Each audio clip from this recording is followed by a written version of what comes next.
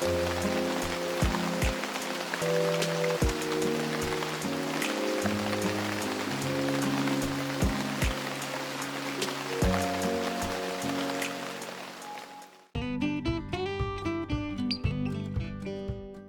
weeks ago, I published a video about what I believe to be a superior method of sealing attachments on your RV roof without the use of lap sealants. Today, we're going to examine two specific locations in our motorhome that we've determined are the headwaters of two major leaks that we've had over many years that have almost destroyed the integrity of our coach. I'm going to show you how we're fixing the problem and how we're creating new seals that will last for years, seals that you can be proud of and that will be far more effective than using lap sealants, which only mask your problems. Oh, and before we go any further, I should clarify my credentials. I am a CPIWC, a certified professional inept water chaser, and it's only through my experience that I'm comfortable sharing all this stuff with you. Now look, I get it. You're probably saying, why should I listen to this guy if he's been so inept at chasing down his water problem? Well, it's because I think I've really nailed it this time, you guys. I really, really do. Now, a bit of history. When we first realized we had a water issue in our aft cabin, I immediately pulled down the headliner so I knew what I was looking at. And then I spent a lot of time resealing everything on the roof with, heaven forbid, lap sealant. I scraped a lot of the old stuff off and I applied new Dicor lap sealant everywhere. I was particularly careful along the ridge lines where the end cap and the nose cap meet the main body of the RV. I removed both air conditioners, cleaned up the bonding surface, and put brand new gaskets underneath. And I cleaned, sanded, primered, and painted the entire fiberglass roof. So I had a nice clean finish. I thought I was there. I knew that I should be replacing the skylight. It looked pretty old, and actually I ordered one, but I didn't have time to replace it before we left on our trip south. So I just took some time and I cleaned up the flange area around the skylight. I put Dicor lap sealant all over it. I widened the bonding edge. I mean, it looked pretty good. I thought there's no way water's going in there. Well, was I wrong? From the time that I did all that sealing to the time that I finally replaced the skylight, which was just about a month ago. So that covered a period of about 10 months, during which time we made a trip from Canada through the USA to Mexico and back, through terrible thunderstorms, almost snowstorms, through Oregon and Washington State. The damage had been done. Once again, ceiling soaked, newly wallpapered walls soaked. The floor was soaked. And I'm not talking just a little bit of water. I'm talking enough water to saturate all those surfaces completely. Well, that was quite a water test, and boy, did I fail it. The reason I'm going into all this detail about this skylight issue is because I think it's important, and I want to share with you what I found when I replaced it last month. I discovered that the flange under all the sealant had been cracked, probably for many years. We've had this motorhome for 6 years. I bet it's been leaking all that time, and finally opened up to the point where we really noticed it because it was noticeable on the headliner. But that could have been creeping in smaller amounts for many years, unnoticed, quietly. And my whole point is the lap sealant camouflaged the problem. Therefore, I hate lap sealant and I won't use it ever again. Seriously, I won't.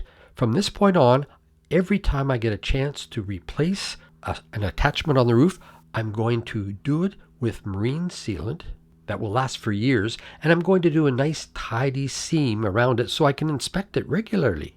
Now, for fear of repeating myself again and again, I don't want to repeat what I said in my video of 2 weeks ago about not using lap sealant. It's worth watching if you're interested. But it just convinced me not to use lap sealant again, and I hope you'll consider the same thing.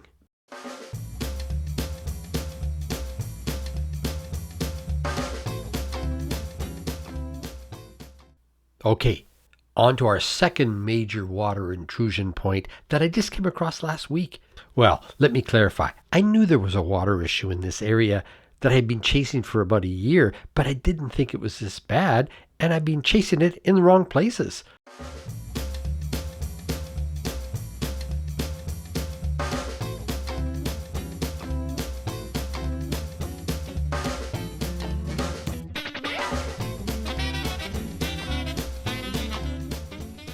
You know how water is. It comes in at one point and you don't notice it until it's way down at another point and you can't figure out where the hell it's coming in.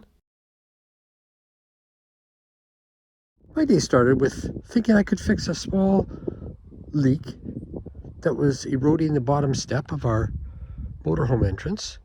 And boy, was I ever wrong. A little bit more of a project than I anticipated. Look at this. Oh no. Wow. Okay.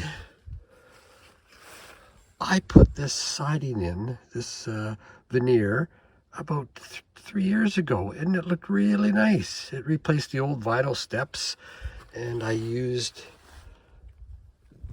these new rubber step coverings, and it looked fantastic. And then we got a soft spot on the bottom and discoloring in the wood on this side, so I thought, well, let's just take a look. And whoa, Nelly.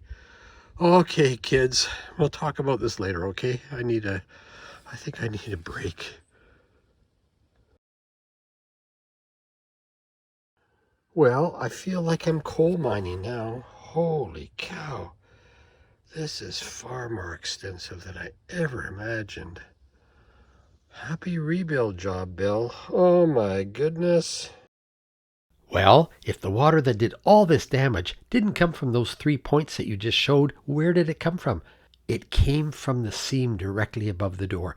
When I opened up this seam, there was about a 1-inch separation between the nose cap and the main body of the motorhome, and there was dry rot. The screws were rusty, the wood was dry rot, and the part that fooled me, when I looked at this seam over the past years, it looked really tight. I never imagined water would be getting in through there, but it most certainly had, and I believe it had come from the drip rail directly above, where the screws go through into the main body, main cavity of the motorhome. This has to be the smoking gun for all this damage. So just this past week, when I opened up that seam, found all this damage, I immediately dug out all the dry rot. I also unscrewed about a 2-foot section of the drip rail directly above this seam and pumped in a lot of marine sealant into the holes and along the whole drip rail, knowing that the entire drip rail needs to come off on both sides of Monty and resealed.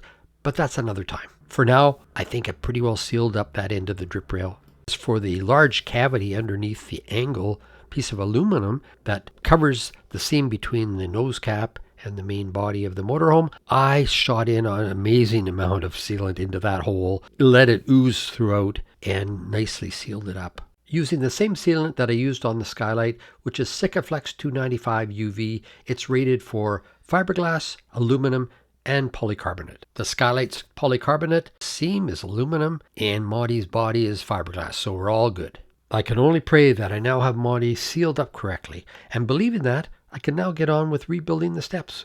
Wish me luck. See you next week, and thanks for watching.